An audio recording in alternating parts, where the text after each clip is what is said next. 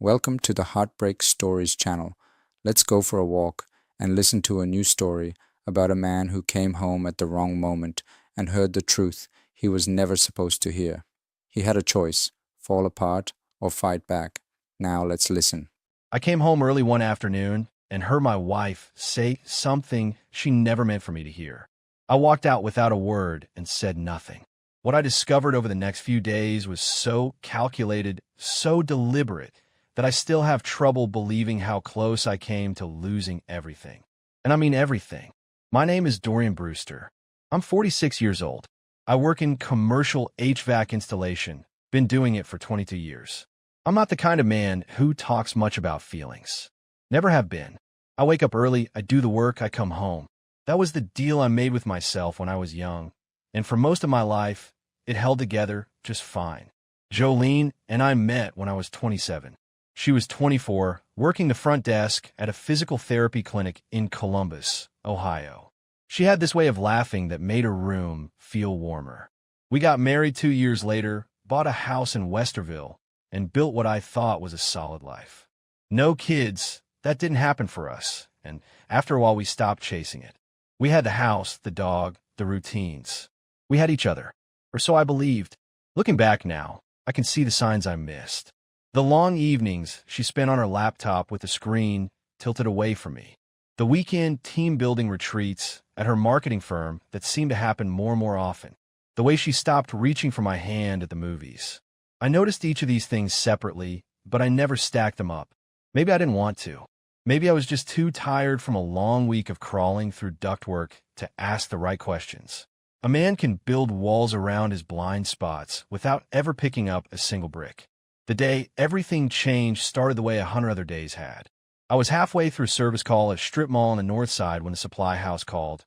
The part one needed wouldn't arrive until Thursday. Job done for the day, 2 hours early. I texted Jolene. No reply. Figured she was in a meeting. I stopped at the hardware store, grabbed a box of wire anchors I'd been meaning to pick up for a month, and drove home. I pulled into the driveway at 3:47 p.m. Her car was already there. I remember thinking she must have left early too. I came in through the side door off the garage, the one that opens into the laundry room, and I was shaking the dust off my jacket when I heard her voice carrying from the kitchen. She wasn't on a call. She was talking to someone in person. A man's voice, low and easy, answered her from somewhere near the island. I froze. He has no idea, Jolene said, and she wasn't whispering. She was relaxed, comfortable. Dorian's not the kind of man who looks too closely at anything. He just trusts. It's almost sad, honestly. The man laughed, a short, confident sound that told me he'd heard this kind of thing before. You don't feel anything for him anymore. There was a pause, not a hesitant one, a considering one, like she was deciding whether the question was even worth answering. I stopped feeling anything for Dorian a long time ago, she replied flatly. He's just furniture, and I hate him at this point. Useful furniture, but still. I stood in the laundry room with my jacket half on, and the world went very quiet. Not peaceful quiet, the kind of quiet that lands on you after something explodes. I did not move for what felt like several minutes. My boot was still untied from when I'd loosened it getting out of the truck. I looked down at it, focused on the lace, breathed. Then I turned around, stepped back outside, and pulled the door shut behind me without a sound. I sat in my truck in the driveway for a moment. I could see the kitchen window from where I was parked. Their silhouettes moved inside, unhurried, relaxed at home. My home. I started the engine and drove away. I didn't go far. I ended up at a park about 3 miles out, pulled into the empty lot by the baseball diamond, and just sat there with the engine off. Bruno, our German shepherd, wasn't with me. He was inside. That bothered me almost as much as everything else. I replayed her words. Useful furniture. Not broken, not over, not complicated. Furniture. Something you keep because getting rid of it is inconvenient. I didn't cry. I didn't hit the steering wheel. I just sat there and let it sink in the way cold water sinks into a shirt. Slowly, completely, until there's no dry part left. By the time the sun started dropping behind the tree line, I had made one decision. I wasn't going to walk back in there and flip the table. Not yet. Not before I knew exactly what I was dealing with. I drove back an hour later. Her car was gone. The house was quiet. Bruno met me at the door like nothing had happened, tail going like a propeller. I scratched behind his ears, walked to the kitchen, and stood where they had been standing. There were 2 coffee cups in the sink. Not hers and mine. 2 that matched. I washed them both, dried them, put them away. Then I sat down at the kitchen table and stared at the wall and started thinking like a man who just realized he was standing on a trapdoor. I didn't know yet how far down the drop went, but I was about to find out. I slept in my truck that night, drove out to a rest stop on Route 62, reclined the seat as far as it would go, and stared at the ceiling until somewhere around 3 a.m. when exhaustion finally won. Bruno was inside. That kept nagging at me. The dog, alone in the house, probably confused about where I'd gone. But I couldn't go back in there. Not yet. Not without a plan. I woke up stiff and cold with a gas station coffee going lukewarm in the cup holder. The morning was gray, the parking lot empty except for semi-idling at the far end.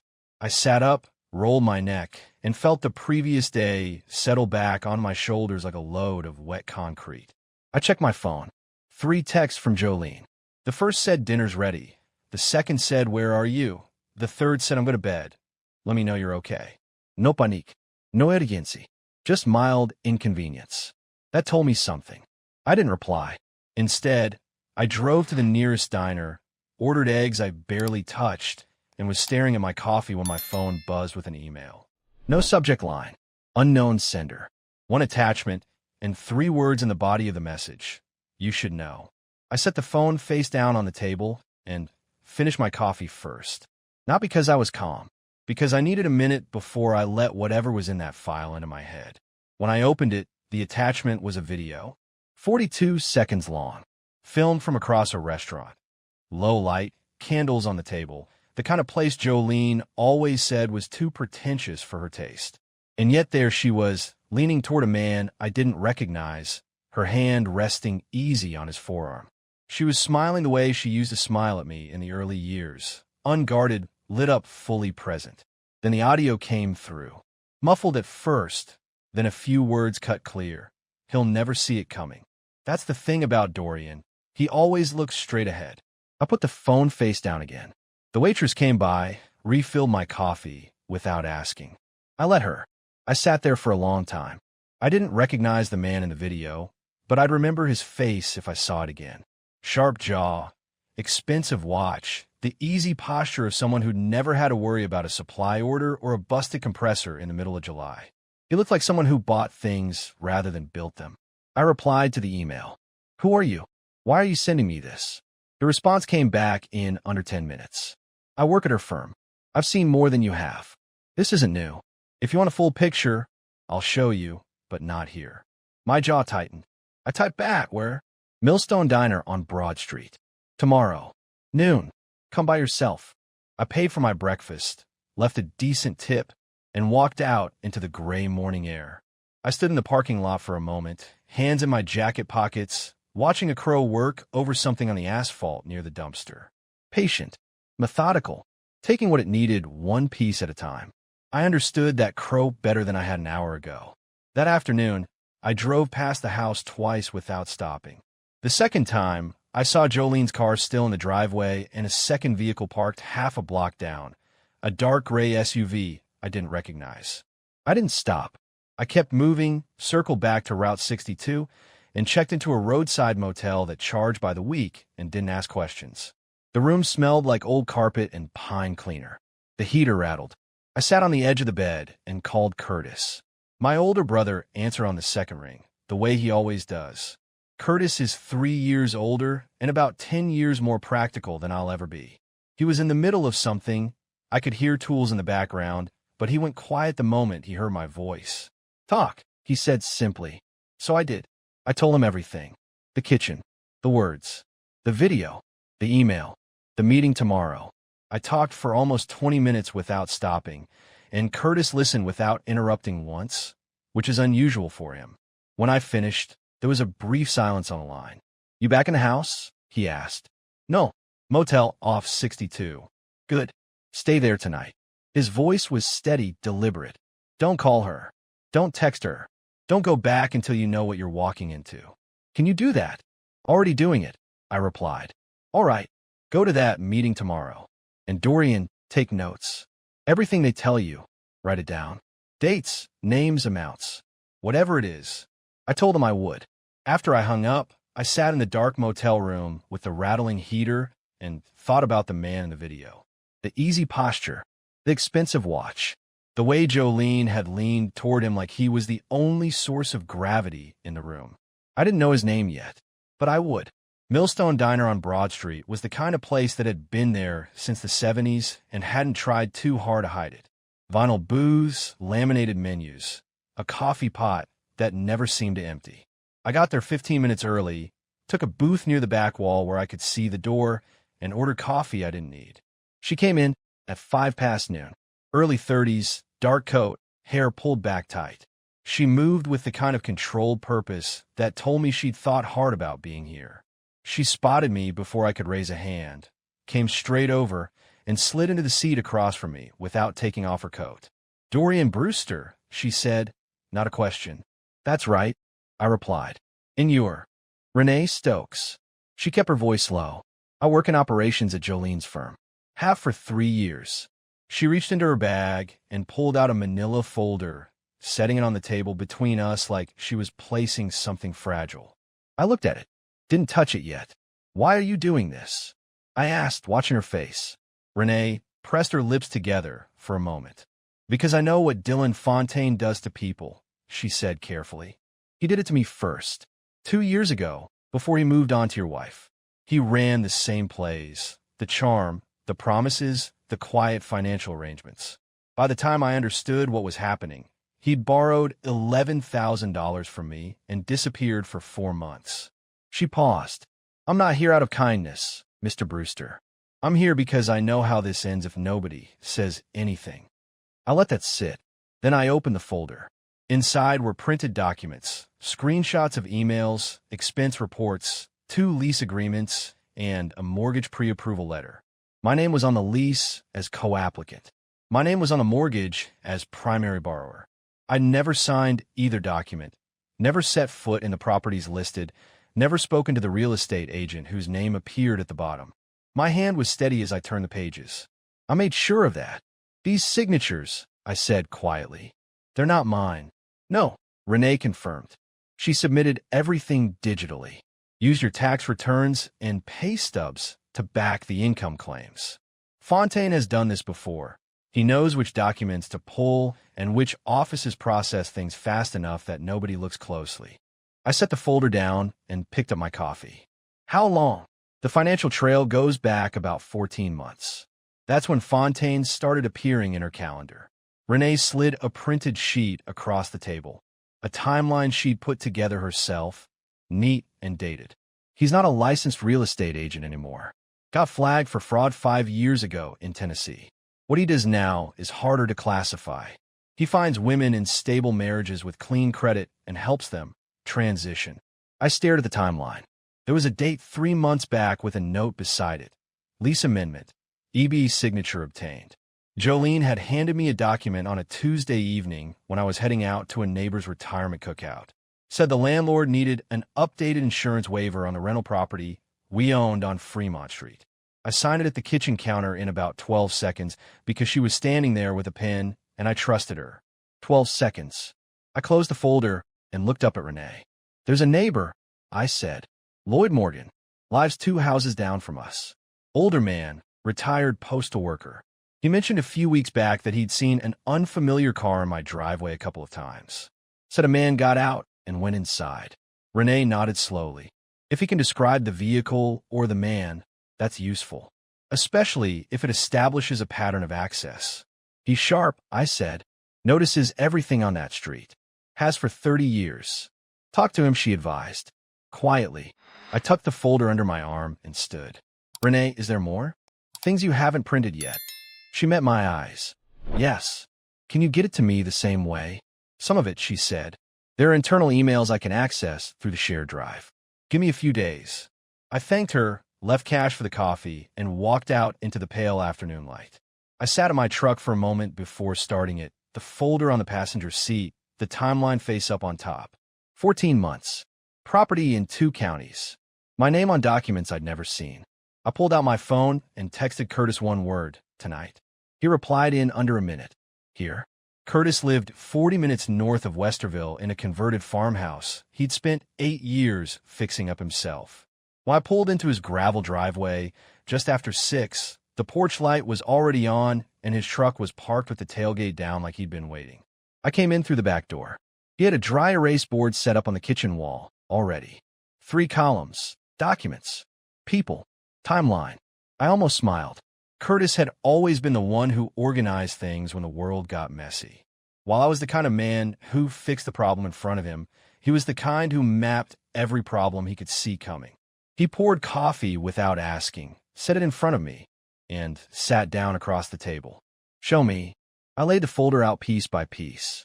He went through it methodically, reading each page fully before moving to the next, making small notes in the margin of a legal pad. When he got to the mortgage pre-approval, he stopped. This is your digital signature, he said, holding it up. Forged, I replied flatly. She had access to old closing documents from when we refinanced the house in 2019. Same format, same font. Curtis set it down slowly. Dorian, this isn't just infidelity. I know what it is. He tapped the paper. This is fraud. Identity fraud. You understand that means you could be on the hook for any debt attached to these documents if she disappears and leaves them behind. I know, I said again. He studied me for a moment, then nodded, accepting that I'd already done the math.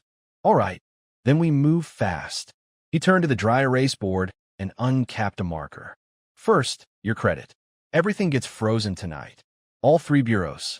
You do it from your phone while we sit here. He wrote freeze credit at the top of the first column and circled it. Second, I'm calling guy I know. Corporate investigator, works fraud cases for insurance companies. I want to know everything about Dylan Fontaine before that name is 2 days old. I pulled out my phone and started the credit freeze process while Curtis made his call. The conversation was short, professional. He gave the investigator Fontaine's name, the Tennessee fraud flag Renee had mentioned, and the approximate business address from one of the lease documents. When he hung up, he turned back to me. 2 days, maybe 3. That's fine, I said. Then I told him about Lloyd Morgan, about the unfamiliar car in the driveway, the man who'd gone inside. Curtis wrote neighbor, L. Morgan, witness, on the board and drew a box around it. Go see him tomorrow, Curtis said. Face to face. Don't call first. And take notes. We worked for another 2 hours that night, building the timeline on the board, cross-referencing the documents Renee had given me with what I could pull from our joint accounts online. Curtis found something I'd missed. A $4,200 transfer from our shared savings to an account I didn't recognize, made on a Saturday morning 3 weeks earlier when I'd been on a job site. I stared at the number on the screen. She moved fast, Curtis observed. She thought she had time. I replied, and my voice came out quieter than I expected. Not broken, just worn to the edge of something. Curtis looked at me across the table for a moment. You holding up? I picked up the coffee. It had gone cold. Ask me when it's over. He nodded once, the way men do when they decide not to push further. Then he turned back to the board, uncapped his marker, and kept writing. Curtis's investigator came back in 36 hours, not 3 days. His name was Paulson, and he sent a 6-page PDF that Curtis forwarded to me at 7 a.m. on a Thursday morning while I was eating a granola bar in the motel parking lot and watching a maintenance truck idle by the dumpster. I read the whole thing twice before I started the engine. Dylan Fontaine, age 44. Born in Knoxville, Tennessee. Real estate license revoked in 2019 following a fraud complaint filed by a title company in Nashville. 2 civil suits, both settled out of court, both with non-disclosure agreements that kept the details buried. He'd operated under 3 different business names in 4 states over the past 7 years, none of them active for more than 18 months before going dark. The current LLC he was running in Ohio had been registered 8 months ago. Same playbook, new state. But it was the last page that put a cold feeling in my chest that I couldn't shake loose all day. Paulson had pulled the public records on our home insurance policy, specifically an amendment filed 6 weeks ago. The primary beneficiary on the life insurance rider attached to the homeowner's policy had been changed. The original beneficiary was listed as Curtis, as we'd agreed years ago when Jolene and I had no children to name. The new beneficiary was a holding company called Brightline Property Solutions, LLC, registered in Delaware. Sole member, Dylan Fontaine. I sat with that for a long time. I called Curtis from the parking lot. He answered fast, which meant he'd already read the PDF. "You saw the last page," I said. "I saw it," Curtis replied, his voice tight. "She changed the beneficiary on the life insurance rider. 6 weeks ago." "I know." A pause. "Dorian, that line Renee told you about. By July he'll be gone, one way or another. You need to hear that differently now." I already was. "It's probably still about the financial erasure," Curtis said, though he didn't sound entirely convinced. "Fontaine needs the insurance angle as a fallback. If you're buried in debt and your name is on enough fraudulent documents, a payout becomes a cleaner exit." I finished. "Right." I have to stop here for a second, because while this man was quietly walking away, trying to hold himself together, she was already changing the beneficiary on his life insurance policy to her boyfriend's company. I don't have words for that kind of cold calculation. I genuinely don't. Another pause. "Either way, we document it. We report the unauthorized policy change to the insurance company today. I'll have Paulson file a formal notification." I agreed. Then my phone buzzed with a second notification, an email from the IRS. A notice of discrepancy on a preliminary tax filing submitted under my Social Security number. The filing listed an address I'd never lived at and a business income I'd never earned. The preliminary return had been submitted 6 weeks ago, the same week the insurance beneficiary was changed. 6 weeks ago, someone had been very busy. I forwarded everything to Curtis, then drove to Lloyd Morgan's house. Lloyd was in his front yard when I pulled up, deadheading the rose bushes along his fence line. The man had kept that yard immaculate for as long as I'd known him. He was 68, retired after 31 years, carrying mail on our street and the 4 blocks surrounding it. He knew every car, every routine, every face that didn't belong. He looked up when I came through the gate, read something in my expression, and set his clippers down without being asked. "Come sit," he said, nodding toward the porch. We sat in his wooden chairs, and I told him, carefully, without the full picture, that I was dealing with a situation involving someone who had been coming to my house without my knowledge, and that I needed to know what he'd seen. Lloyd didn't need much prompting. He described the vehicle immediately. A dark gray Audi sedan, newer model, partial plates starting with the letters KD. He'd seen it in my driveway on 4 separate occasions over the past 3 months, always on a weekday afternoon between noon and 4. The driver was a man, tall, dark coat, the kind who walked like he owned whatever surface he was standing on. Once, Lloyd had been collecting his mail when the man came out of my front door and they'd made brief eye contact. The man had nodded like a neighbor and kept walking. "I thought maybe you'd hired a contractor," Lloyd said carefully, "for the addition you mentioned last spring." "No contractó y rápida." Lloyd was quiet for a moment. Then he reached over and put a firm hand briefly on my forearm. "I'll write it all down tonight. Dates, times, everything I can remember. You say the word, and I'll put my name on whatever document you need." I thanked him. I meant it more than I could say out loud. Driving back to the motel, I thought about the insurance policy, about the tax filing, about the phrase "one way or another." A man could spend a lot of energy deciding how afraid to be. I decided I wasn't going to spend any. Fear was a weight I couldn't afford right now. What I could afford was clarity, and I was getting sharper by the hour. Bruno disappeared on a Friday. I'd driven to the house mid-morning to pick up some tools I needed for a side job I was keeping up to maintain routine. The last thing I wanted was Jolene suspecting I was building a case. I still had my key. I came in through the side door, grabbed the toolbox from the garage, and called for Bruno. Nothing. I walked through the house. His bed was empty. His food bowl was full, which meant it hadn't been touched since it was filled, probably that morning. His leash was gone from the hook by the side door. I checked the backyard. The gate was standing open about 8 inches. I stood in the yard for a long moment, looking at that gate. It didn't blow open on its own. The latch was stiff enough that Bruno couldn't nudge it. Someone had left it open deliberately or in a hurry and not come back to close it. I walked the neighborhood for an hour, called his name until my throat was dry. Nothing. I drove the surrounding streets in a slow grid, windows down. No Bruno. I left my number with 3 neighbors and posted in the neighborhood app before I even got back to the motel. Then I sat on the edge of the motel bed and stared at the floor. That dog had slept at my feet for 7 years. He'd been in the truck with me on 100 job sites. He'd been the one warm, uncomplicated thing in a house that had turned cold. My jaw tightened. I made a call. "Jolene," I said when she answered, and I kept my voice completely flat, the way you do when you're working hard not to show the wire. "Bruno's gone." The gate was open.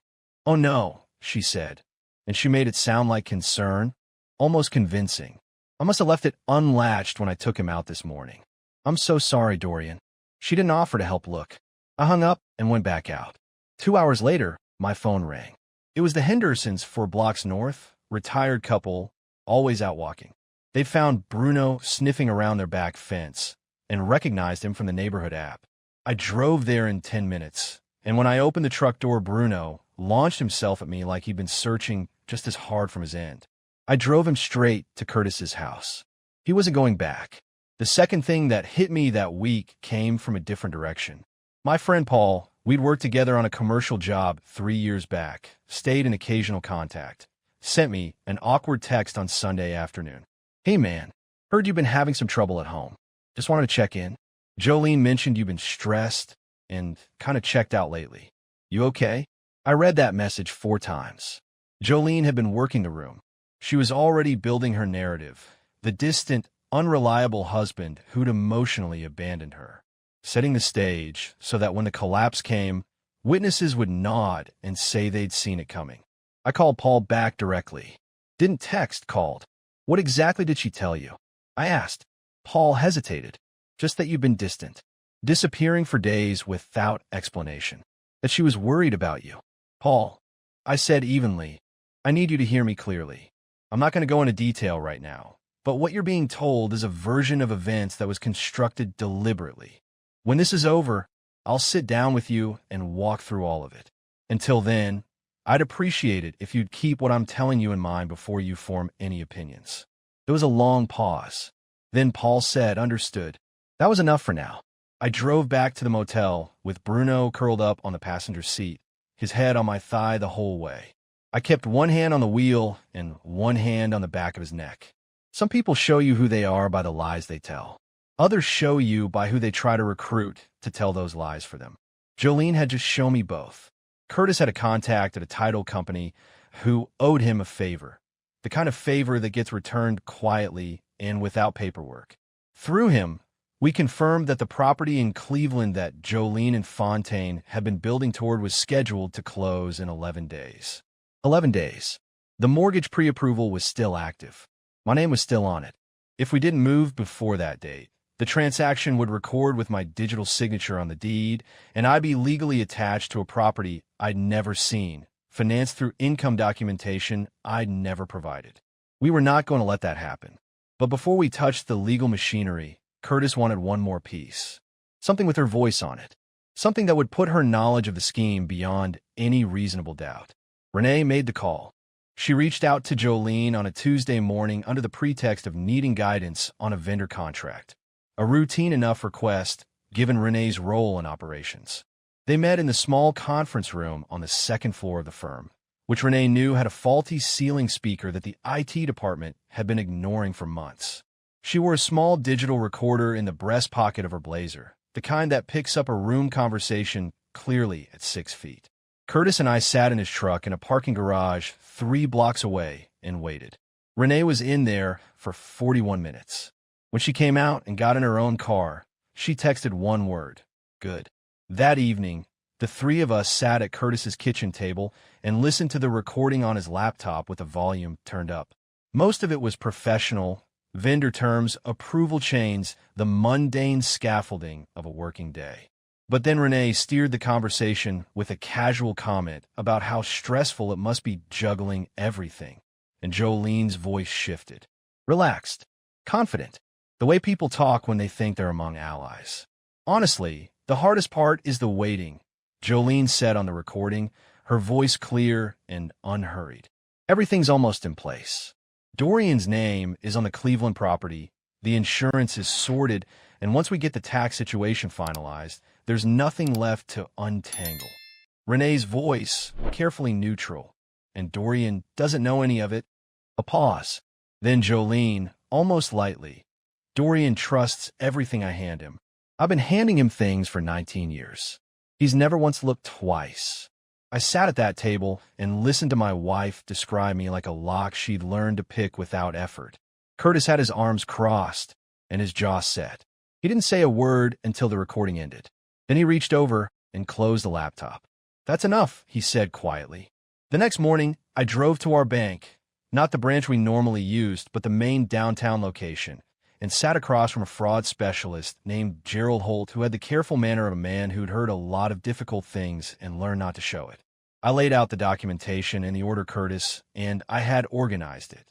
The forged mortgage application, the unauthorized insurance amendment, the fraudulent tax filing, and a printed transcript of the relevant portion of the recording with a timestamp reference. Gerald reviewed everything without interrupting. When he finished, he removed his glasses and set them on the desk. "Mr. Brewster," he said, "there are 2 transfers I need to flag for you immediately." He turned his monitor toward me. "The first is a transfer of $4,200 that cleared 3 weeks ago from your joint savings to an external account. The second is a pending transfer, initiated yesterday, of $22,000 from your joint home equity line. This one is not yet settled. $22,000. I looked at the screen and kept my breathing even. "How long do I have to stop the pending transfer?" I asked. Gerald picked up his phone. "I'm going to make that call right now." He did. The transfer was flagged, then frozen pending investigation. Gerald assured me it would not settle while the fraud review was open. He also placed a hold on any further transactions from both accounts that didn't require in-person verification with valid identification. I shook his hand when I left, walked out into the midday light, stood on the sidewalk for a moment with my hands in my pockets. $22,000. Gone in a day if I'd been 2 hours later. I texted Curtis. Transfer stopped. Bank is opening a fraud review. His reply came back in 30 seconds. Good. Now we let it breathe, and we set up the next move. The next move was the firm. Renee arranged the meeting with the firm's regional director through the standard scheduling system. No flags, no irregularities. She requested a performance and compliance review under the pretense of an internal audit process the firm ran annually. Jolene received the calendar invite the same as everyone else. She confirmed it without a second thought, which told me she still believed she was invisible. She wasn't. The meeting was scheduled for a Thursday afternoon. Curtis and I spent the 2 days before it making sure the red folder Renee was going to hand the director was airtight. We printed everything. The expense reports with dual guest hotel receipts, the travel reimbursements tied to inactive project codes, the email threads between Jolene and Fontaine that Renee had pulled from the share drive, and the documented connection between Fontaine's current LLC and 2 prior fraud cases in other states. We added one more item the night before, a summary page that Paulson had drafted, laying out how Fontaine's company appeared in the vendor contact list for the firm under a name that didn't match his license history. He had, at some point in the past 8 months, attempted to pitch consulting services to Jolene's firm using a business alias. Jolene had not disclosed her relationship with the vendor. That alone was a terminable conflict of interest under the firm's own code of conduct. Renee walked into that meeting with the folder under her arm and came out 41 minutes later. She texted me 2 words. She knows. Jolene called me 7 times that afternoon. I watched the phone light up on the passenger seat of my truck and didn't touch it. She sent 2 emails. I read the subject lines. "We need to talk," and "Please, Dorian," and closed the app. That night, for reasons I still don't fully understand, I needed to go back to the house. Not to confront her. Not to retrieve anything critical. I think I needed to stand in the place where it all began and confirm that I was still standing. I went at 11:30. Her car was in the driveway. The porch light was off. I used my key on the side door, the same door I'd come through the afternoon I overheard her in the kitchen. I moved quietly through the mudroom and into the hallway. She was in the kitchen. standing at the counter with a glass of water in her hand, still dressed, like she hadn't been able to bring herself to go to bed. She heard me and turned. We looked at each other across the kitchen. There was no version of Jolene I had ever seen that looked like this. Not angry, not defiant, not even caught. She looked small, like something had been removed from behind her eyes, and what remained was just the outline of the woman I'd married. She opened her mouth once, then closed it. I didn't speak either. I walked to the hall closet, pulled out the fireproof box we kept on the top shelf, birth certificate, old tax returns, the original deed to the house, our marriage certificate, tucked it under my arm, and walked back through the kitchen toward the side door. She found her voice when I was almost past her. Dorian. Her voice was barely above a whisper. I can explain. I stopped, turned, and looked at her one more time. No, irrabulia quietly. You really can't.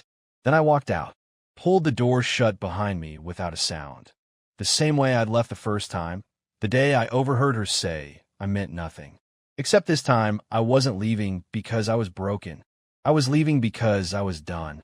I drove back to Curtis's house, sat in the dark driveway for a minute. Bruno was on the back seat, his head resting on the armrest, watching me with the patient attention that dogs apply to things they don't understand but accept anyway. I reached back and put a hand on his side. Last time I told him. He thumped his tail once against the seat and closed his eyes. 8 days before the Cleveland property was scheduled to close, I made the call. I'd gotten the name of the listing agent from the mortgage pre-approval document, a woman named Carla Hendricks, a mid-sized real estate office in the Cleveland suburbs. I called from my cell, identified myself fully, and told her clearly that I had never agreed to purchase the property in question, had never met with her or anyone at her office, and that the inclusion of my personal information, my income documentation, my credit history, and what appeared to be a digital facsimile of my signature had been done without my knowledge or consent, and was currently the subject of an active fraud investigation with both my bank and local law enforcement. She went quiet for a long moment. Mr. Brewster, she said carefully, I was under the impression that both parties had reviewed and approved all documentation. I understand what you were told, I replied. I'm telling you what's true. I'd suggest you speak with your broker and your legal counsel before this goes any further. She confirmed the file would be placed on immediate hold pending review. The closing was suspended. I sat in my truck outside a coffee shop on the east side of Columbus and let the news settle. Curtis was in the passenger seat. While I put the phone down, he exhaled slowly through his nose, the way he does when something difficult goes the right way. Done, I said. Done, he agreed. But Fontaine wasn't done. That same afternoon, Paulson sent us a notification that Fontaine had registered a new LLC in Pennsylvania, a third entity, moving fast, likely anticipating the Ohio operation was about to collapse. Curtis forwarded the information to the fraud investigator at the Columbus Police Department we'd been working with since filing the identity theft report 10 days earlier. Detective Ray Carver had been building the case methodically, and Fontaine's new registration was exactly the kind of escalating pattern he'd been waiting for. 2 days later, Carver called me directly. We've been in contact with the Tennessee authorities, he said. Fontaine's prior civil settlements had sealed records, but the pattern you've given us has been enough to reopen the inquiry. The Pennsylvania LLC registration is now part of an active multi-state investigation. He paused. Your wife has been notified that she may be called in for questioning. I thanked him and hung up. That evening, Jolene called again. I picked up this time, not because I wanted to, but because I needed her to understand that the window she'd been counting on had closed. Dorian, her voice was strained, controlled, like she was holding something together with both hands. We need to sit down and talk through this rationally. We're past talking, Jolene, I replied. Your name is attached to a fraud investigation, a multi-state one. Whatever you need to say it to the detective assigned to the case or to your attorney. This isn't what it looks like, she started. It looks like exactly what it is. I cut in, my voice steady. You forged my signature on a mortgage application. You changed the beneficiary on my life insurance policy to Fontaine's LLC without my consent. You filed a fraudulent tax return under my social security number, and you moved $22,000 out of our joint account. That's not a misunderstanding, Jolene. That's a decision. Several of them. Silence on the line. I'm filing for divorce on Monday, I added. You'll hear from my attorney. I ended the call before she could respond. Curtis was standing in the kitchen doorway. He'd heard every word. He didn't say anything for a moment. Then he walked over and refilled my coffee without being asked. That was enough. The divorce was finalized 9 months later. Jolene's attorney attempted 3 different approaches. The first was an argument that the financial activity had been a mutual arrangement I'd tacitly approved. That collapsed the moment Curtis submitted the bank's fraud review findings and the recording Renee had made. The second was a character argument about my emotional unavailability. That collapsed when Lloyd Morgan submitted his written account of Fontaine's visits to the house, dated and signed with the precision of a man who'd spent 3 decades paying attention. The third was a negotiated settlement offer that asked me to drop the fraud referrals in exchange for a clean split of the marital assets. I declined. The court awarded me full ownership of the Westerville house, recovery of the $4,200 that had cleared before the bank freeze, and a judgment against Jolene for legal fees associated with the fraudulent filings. She left the marriage with her personal belongings, her car, and a pending cooperation agreement with the Columbus Police Department that her attorney had negotiated to keep her out of a criminal proceeding, provided she cooperated fully with the case against Fontaine. She cooperated. Dylan Fontaine was indicted on 8 counts across 3 states, Ohio, Tennessee, and Pennsylvania. The multi-state investigation Carver had built using our documentation as the foundation ended with Fontaine in custody before the Pennsylvania LLC had processed its first transaction. His prior civil settlements were unsealed as part of the indictment proceedings. 2 other women from previous schemes were identified. Neither of them had known the other existed. Renee Stokes was quietly promoted within the firm 4 months after the investigation closed. She never asked for recognition, and I never offered it publicly. But I sent her a letter. A real one, handwritten, 2 pages. I told her what her decision had meant. She replied with a card that said simply, "He won't do it to anyone else now. That's what matters." Lloyd Morgan still tends his rose bushes. I still wave from the driveway when I drive past, which I do less often now since I sold the Westerville house 8 months after the divorce and bought a smaller place with a good garage on the edge of town. The kind of place a man can work in on a Saturday morning without answering to anyone. Bruno has taken to the new yard with the enthusiasm of a dog who has never once held a grudge in his life. I still do commercial HVAC, still wake up early, still come home at the end of the day and feel the particular satisfaction of a man who does honest work with his hands. It's not a dramatic life, but it's mine, unencumbered and unforged, every square inch of it. Curtis came over for the 4th of July. We sat on the back porch with cold drinks and watched Bruno chase fireflies through the grass, which he has never once caught and will never stop trying to. At some point, Curtis looked over at me and said, "You're doing all right, brother."